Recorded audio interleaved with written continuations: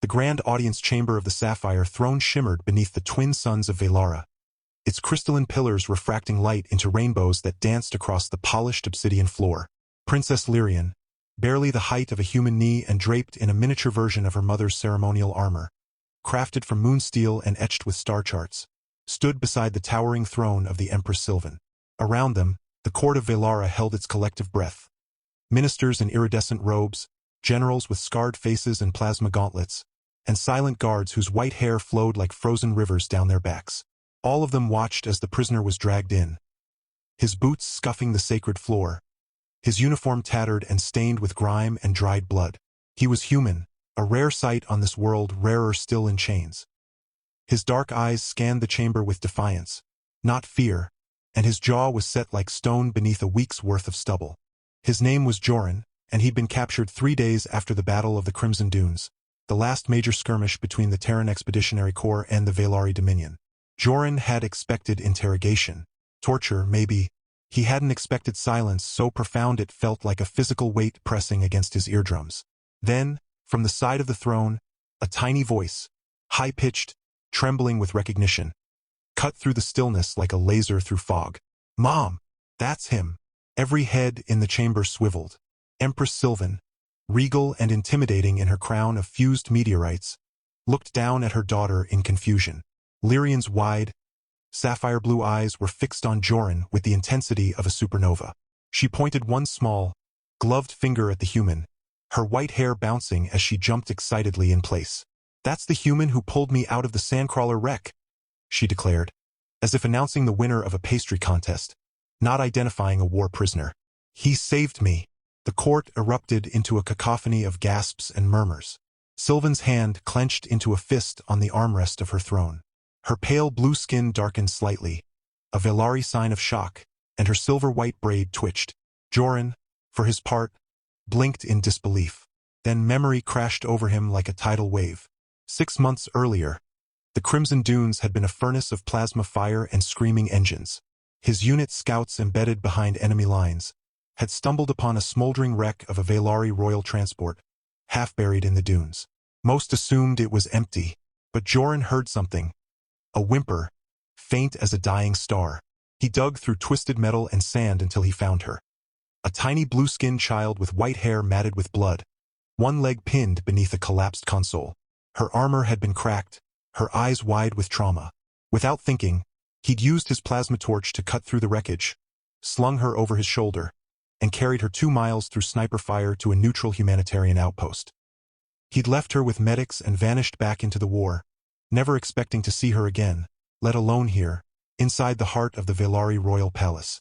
Now, Lyrian scrambled down the dais steps, her tiny armored boots clanking against the stone, and ran straight to Joran. The guards tensed, hands hovering over their weapons, but Sylvan raised one elegant hand, halting them. Lyrian stopped just before the human, tilted her head back to look up at him, and then, without warning, wrapped her small arms around his leg in a hug. "You came back," she said, muffled against his pants. "I told Mom you would." Joran, who hadn't been hugged by anyone in over a year, not since his little sister died in the orbital bombardment of Luna Prime, felt something crack inside his chest. He awkwardly patted her head. Hey kid." Empress Sylvan slowly rose from her throne.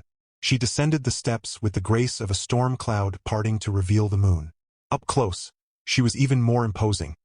Her white hair flowed to her waist, woven with strands of glowing fiber that pulsed faintly with her heartbeat. Her eyes, deep as nebulae, studied Joran with piercing intensity. He expected fury. After all, he was technically an enemy combatant who'd once held her daughter in his arms without royal permission. But instead he saw something else, wonder, and something dangerously close to admiration. "You are the one who saved my daughter?" she asked, her voice like wind chimes over a battlefield. "I didn't really have a choice," Joran replied, trying to sound casual, though his voice cracked slightly. "Leaving a kid to die in the desert isn't really my style." A faint smile tugged at the corners of Sylvan's lips. She turned to her court. "Release him." The guards exchanged uneasy glances. "Empress," began the Grand Vizier, a wizened elder with 3 cybernetic eyes. "Now," she said, and the word carried more weight than a neutron star. Joran's chains clattered to the floor. He rubbed his wrists, unsure whether to run, salute, or duck. Lyrian tugged his hand. Come on, you have to meet my pet skitter lizard.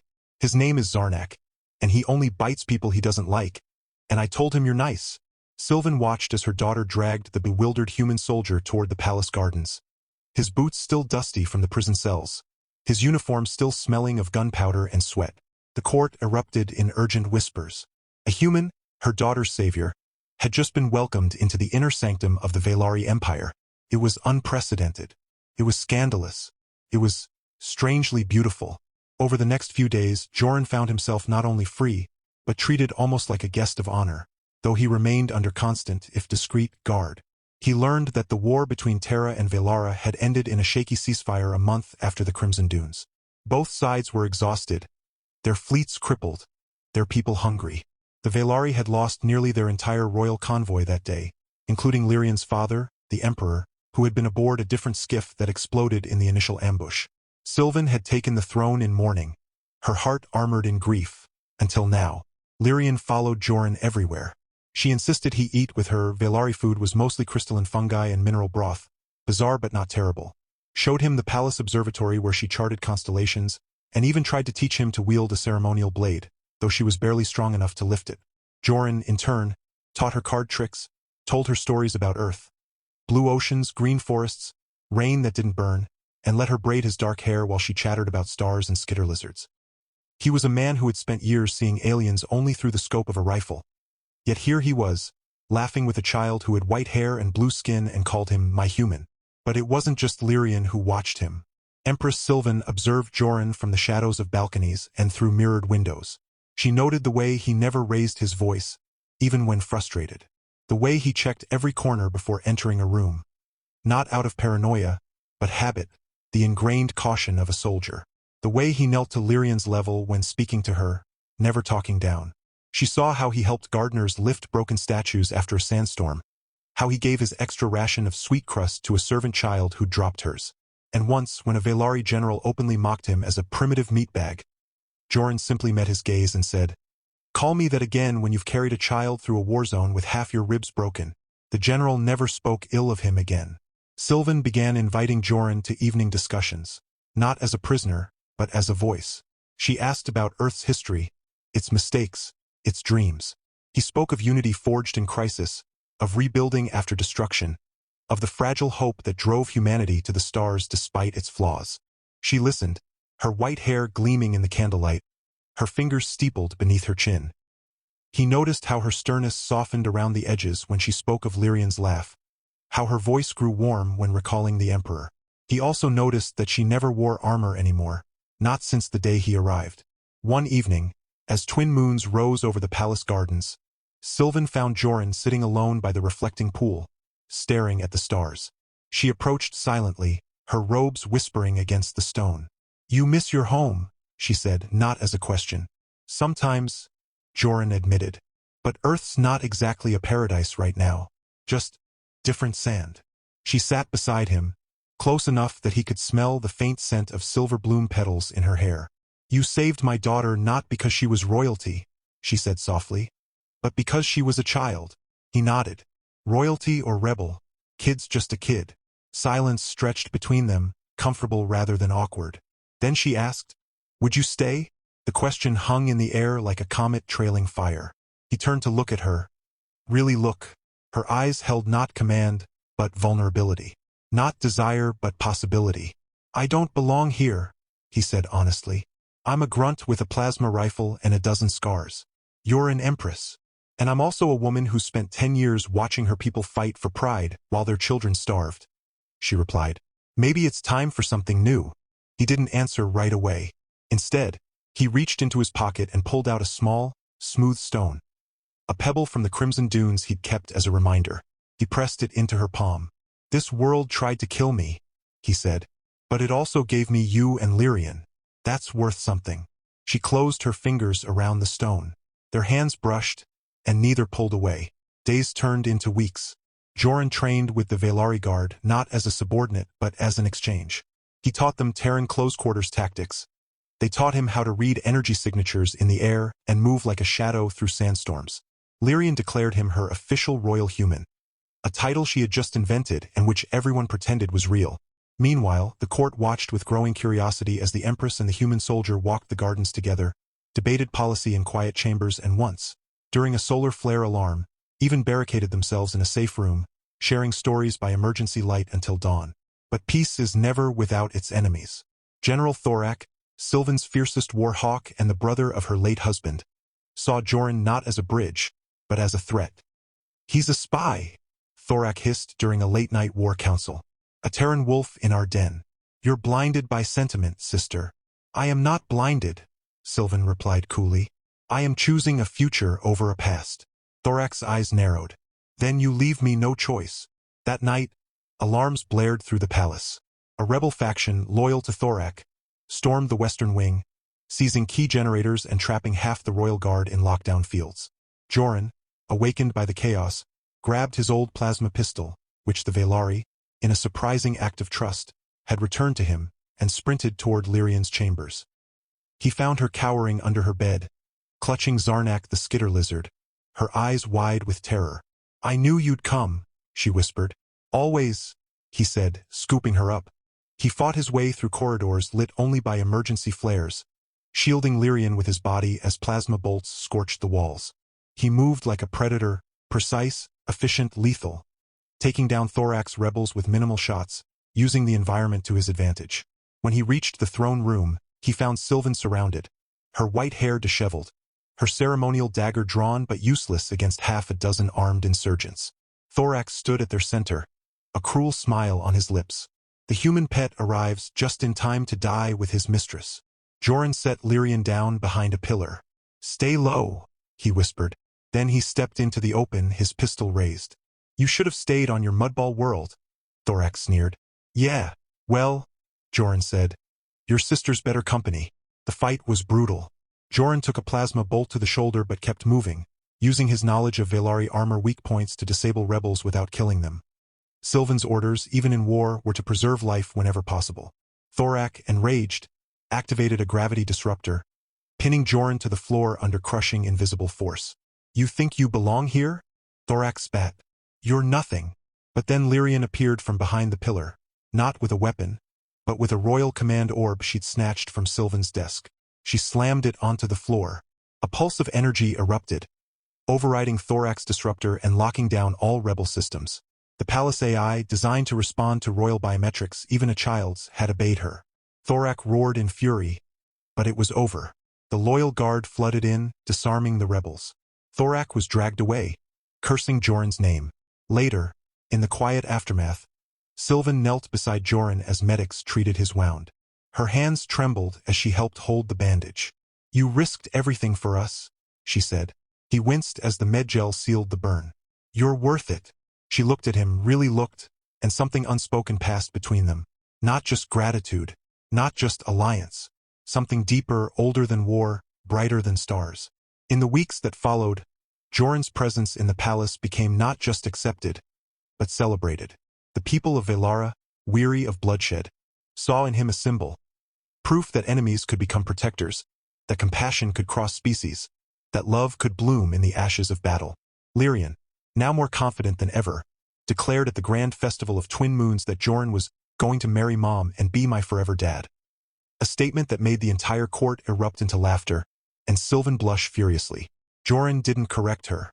Instead, he knelt in the festival square, before thousands of Velari citizens, and offered Sylvan not a crown, but a simple band forged from meteor iron and Terran steel, a ring made of two worlds. "I don't have a kingdom," he said, "but I have my life, and my heart, and I'm giving them both to you." Sylvan, tears glistening in her blue eyes, took his hand. "Then I shall build a kingdom worthy of you." Years later, the palace gardens would echo with the laughter of children, blue-skinned with white hair, and one with dark curls and warm brown eyes, running between the crystalline trees, chasing skitter lizards and telling stories of the human soldier, who once carried a princess through the desert and never let go. Joran never wore a crown, but he walked the halls of the sapphire throne as if he'd been born to them, his hand always finding Sylvan's, his eyes always watching over Lyrian and their growing family. The war was a memory, but the peace they built together was a living, breathing miracle.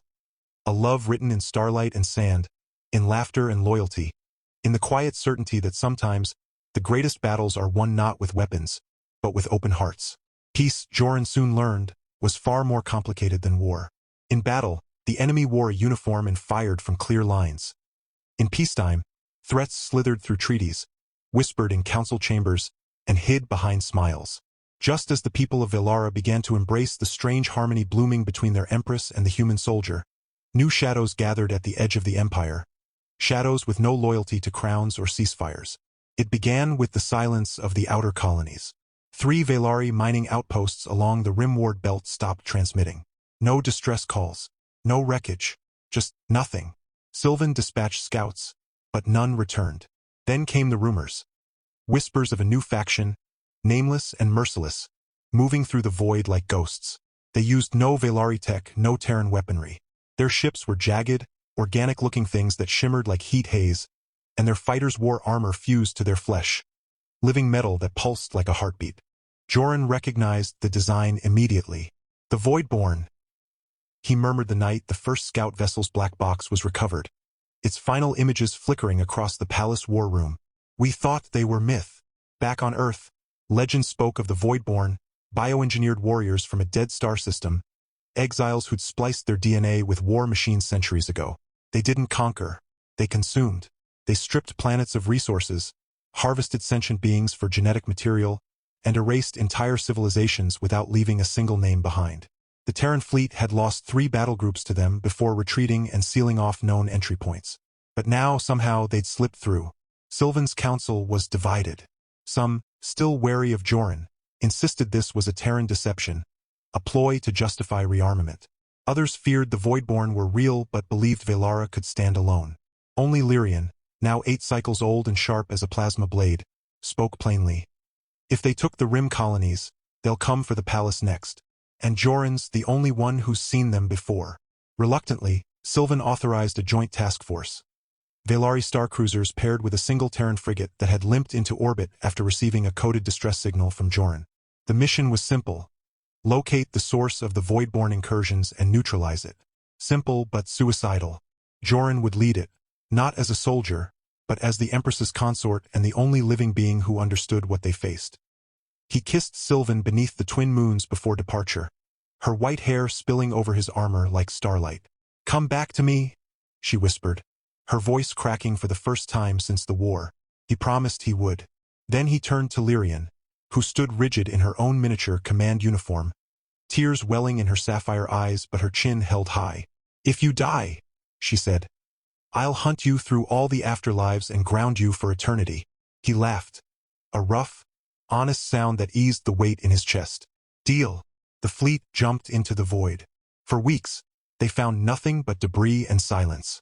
Then, near the derelict mining world of Kesher, they detected a signal not mechanical but biological. A pulse, rhythmic and slow, like a sleeping heart. Joran led a boarding party onto the largest hulk, his plasma rifle humming in his grip. Inside, the walls were lined with veins. The air smelled of ozone and rotting fruit.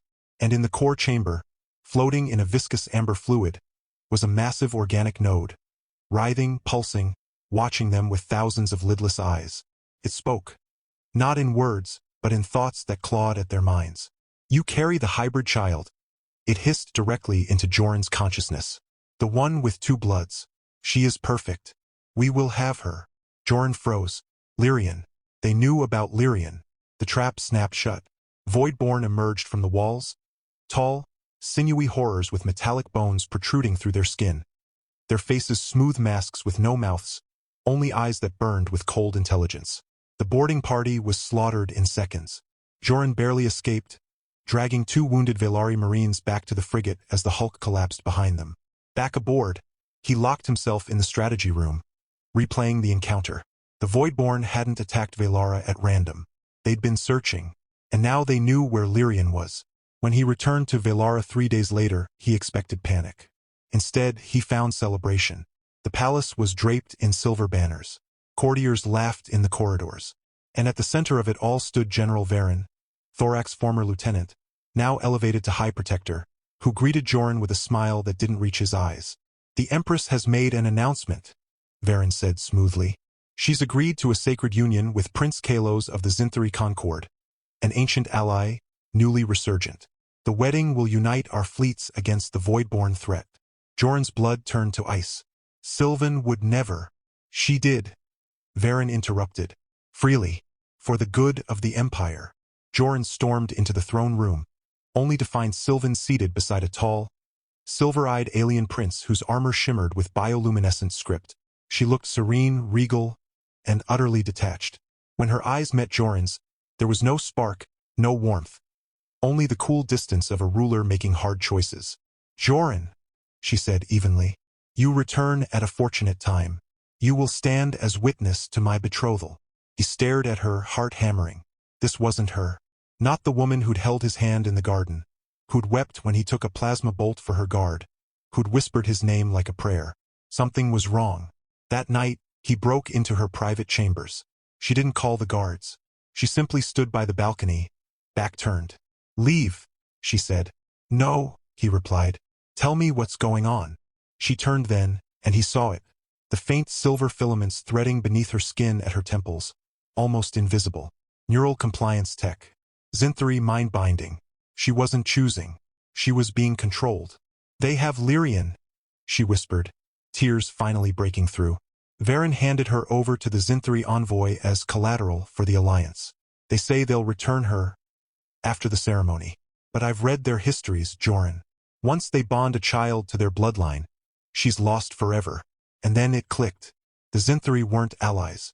They were Voidborn collaborators, hybrids themselves, refined and diplomatic, using politics as their weapon.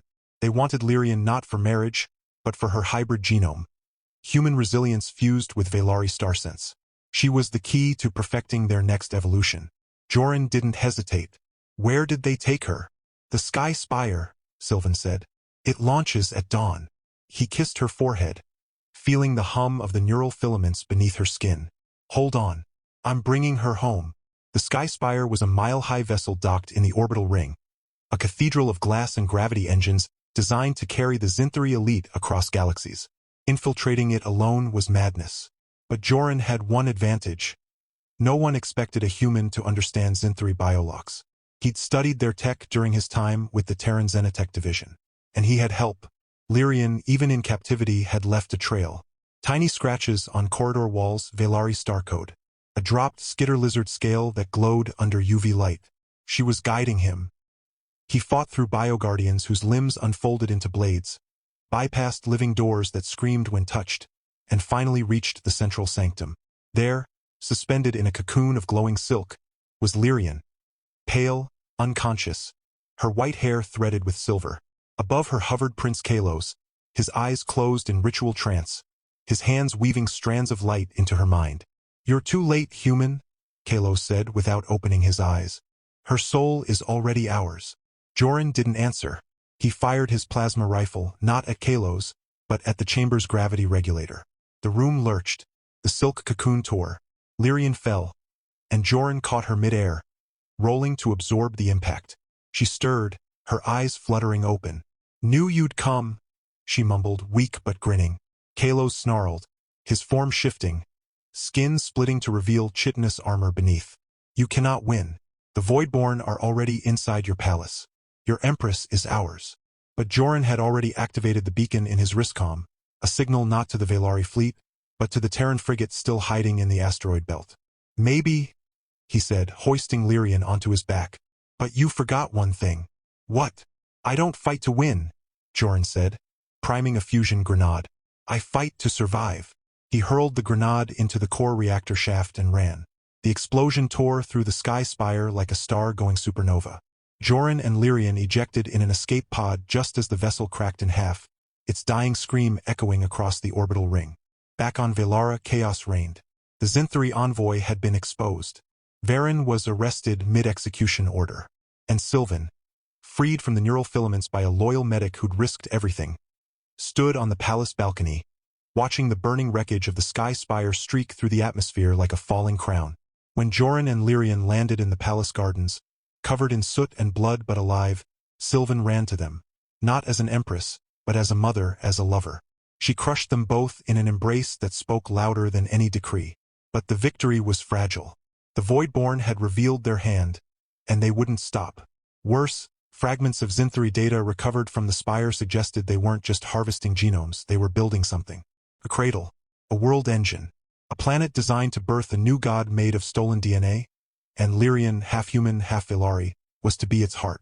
Yet in that moment, as the three of them stood together under the twin suns, Joran felt no fear, only resolve. He looked at Sylvan, her blue skin glowing in the light, her white hair tangled with ash and starlight. He looked at Lyrian, already sketching battle plans in the dirt with a stick, her eyes fierce with inherited courage. The war wasn't over. It had only changed shape. But now, they faced it not as soldier and empress, not as stranger and orphan, but as a family, bound by choice, forged in fire, and ready to defend their future, one impossible battle at a time. And somewhere beyond the horizon, in the deep dark between stars, the Voidborn waited, unaware that the greatest weapon against them wasn't steel, or plasma, or even starlight, but love, stubborn and unyielding, that refused to be erased. The days that followed were not quiet, but they were united. With Varen imprisoned and the Zinthri conspiracy laid bare, Empress Sylvan declared a new era, not of isolation, but of alliance.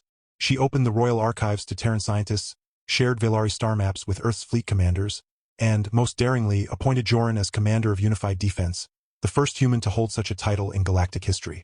The court grumbled, but the people cheered. They'd seen him bleed for their princess. They'd seen him return from the edge of annihilation with their future in his arms. Lyrian, now fully recovered and more determined than ever, became the unlikely bridge between species.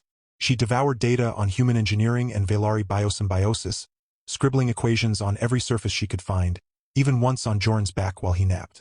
"I'm gonna build a weapon that sings," she told him one evening, eyes alight with mischief and genius. "Not to destroy the Voidborn, but to wake them up. They're not evil. They're lost. And lost things can be found." Joran didn't fully understand her plan. Not yet.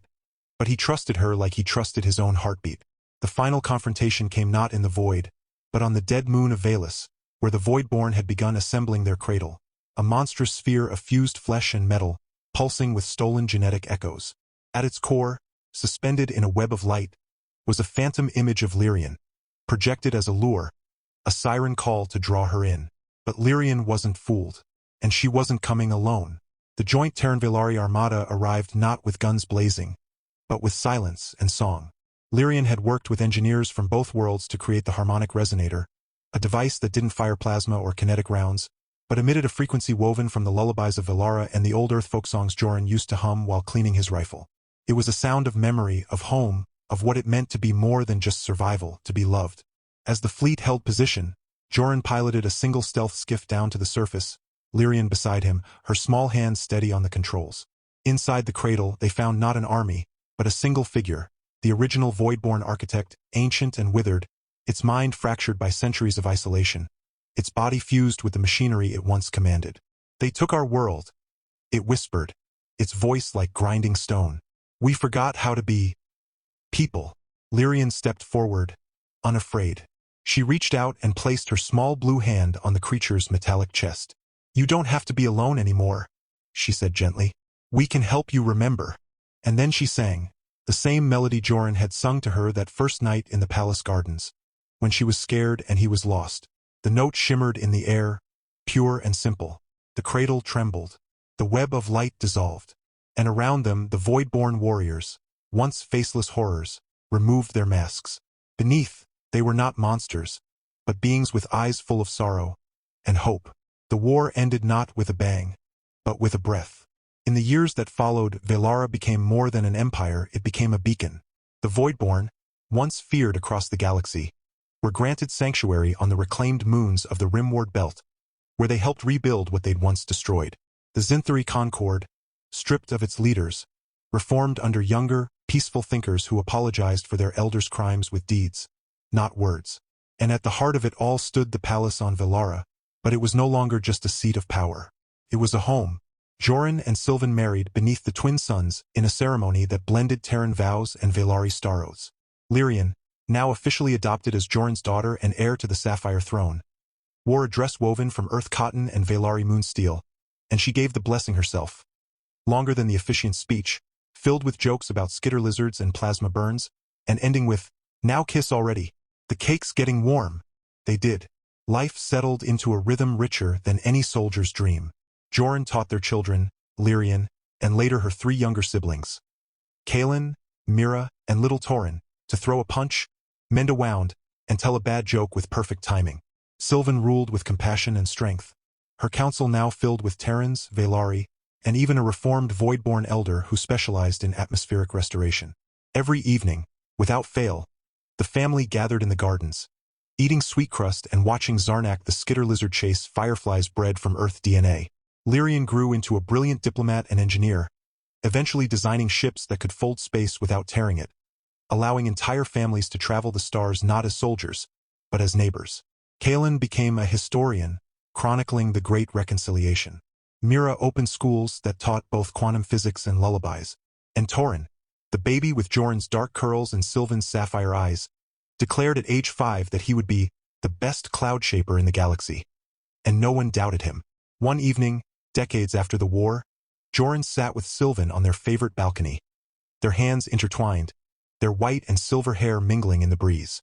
Below, their grandchildren, some blue-skinned, some olive-toned, some in between, played tag among the crystalline trees, laughing in a language that was neither Terran nor Vaelari, but something entirely new. "You ever miss Earth?"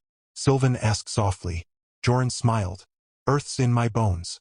But home is wherever you and the kids are." She leaned her head on his shoulder. "We did good, my human. We did," he said, watching Lyrian lift her youngest grandchild onto her shoulders, pointing out constellations that bore the names of both Earth heroes and Vaelari poets. The stars above burned steady and kind, no longer distant points of war, but lanterns guiding a galaxy learning to live together. And in that moment, with love all around and peace deep in his chest, Joran knew. Some battles aren't won on battlefields. They're won in gardens, in lullabies, in the quiet choice to stay, to love, and to build a tomorrow worth fighting for. And he wouldn't trade a single second of it.